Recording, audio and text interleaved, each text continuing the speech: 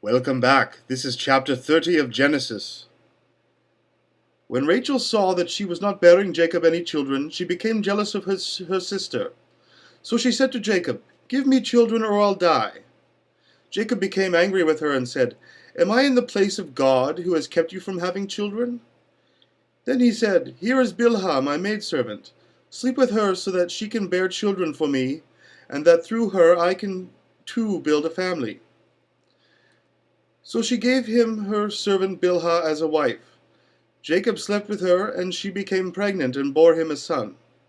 Then Rachel said, "God has vindicated me. He has listened to my plea and given me a son." Because of this she named him Dan. Rachel's servant Bilhah conceived again and bore Jacob a second son.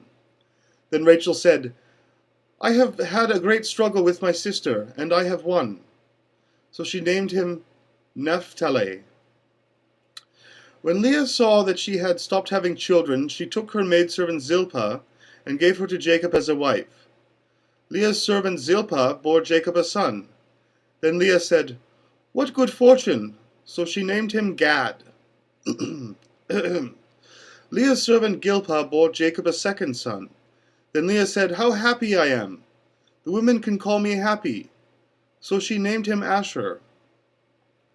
During wheat harvest, Reuben went out into the fields and found some mandrake plants, which he had brought to his mother Leah. Rachel said to Leah, "Please give me some of your son's mandrakes." But she said to her, "Wasn't it enough that you took away my husband? Will you take my son's mandrakes too?" "Very well," Rachel said. "He can sleep with you tonight in return for your son's mandrakes." So when Jacob came in from the fields that evening, Leah went out to meet him. "You must sleep with me," she said. "I have hired you with my son's mandrakes." So he slept with her that night.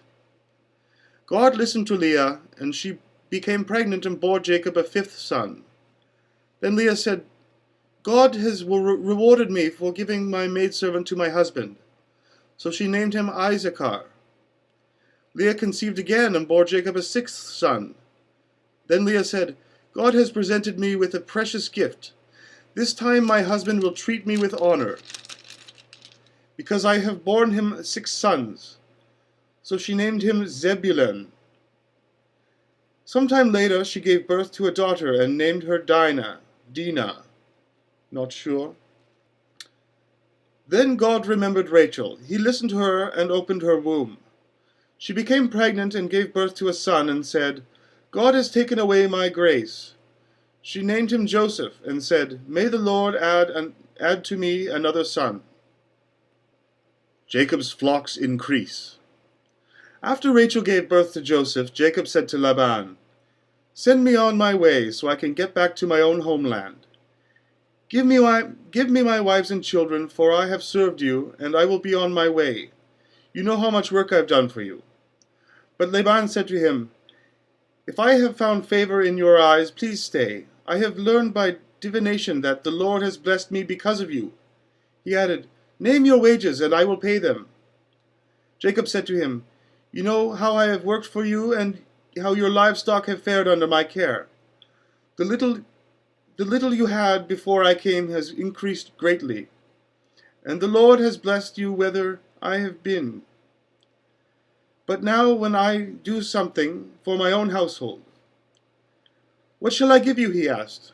"Don't give me anything," Jacob replied. "But if you will do this one thing for me, I will go on tending your flocks and watching over them. Let me go through all your flocks today and remove from them every speckled or spotted sheep, every dark-colored lamb, every spotted or speckled goat. They will be my wages, and my honesty will testify for me in the future, whenever you check on the wages you have paid me. Any goat in my possession that is not speckled or spotted, or any lamb that is not dark-colored, will be considered stolen." "Agreed," said Laban. "Let it be as you have said." The same day he removed all the male goats that were streaked or spotted, and all the speckled or spotted female goats, all that had white on them, and all that had dark-colored lambs, and all the dark-colored lambs he placed them in the care of his sons. Then he put a 3-day journey between himself and Jacob. while Jacob continued to tend the rest of Laban's flocks. Jacob, however, took fresh-cut branches from poplar, almond, and plane trees, and made white stripes on them by peeling the bark and exposing white inner wood of the branches.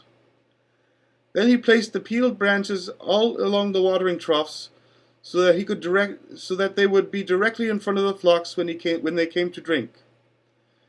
When the flocks were in the heat and came to drink, they mated in front of the branches, and they bore young that were streaked and speckled and spotted. Jacob set apart the young of the flock by themselves, but made the rest face the streaked and dark-colored animals that belonged to Laban. Thus he made separate flocks for himself, and did not put them with Laban's animals. Whenever the stronger females were in heat, Jacob would place branches in the troughs in front of the animals so they would mate near the branches. But if the animals were weak, he would not place them there. So the weak animals went to Laban, and the strong ones to Jacob. In this way the man grew exceedingly prosperous, and came to own large flocks, and maidservants, and manservants, and camels, and donkeys. Thus concludes Genesis chapter 30. Stay tuned for chapter 31, when Jacob flees from Laban.